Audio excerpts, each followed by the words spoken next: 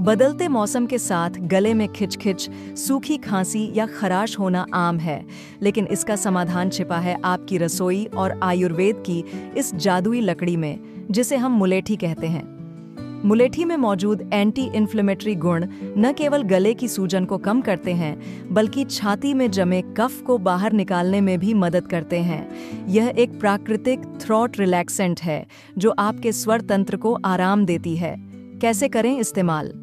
Home remedies.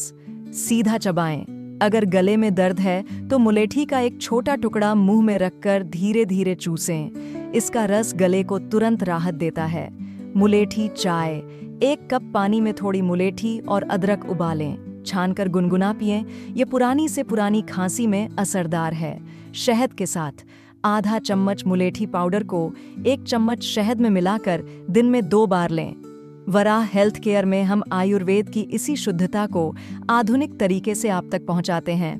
प्राकृतिक जड़ी बूटियों का सही इस्तेमाल ही स्वस्थ जीवन की कुंजी है। अपनी सेहत का ख्याल रखें, आयुर्वेद अपनाएं।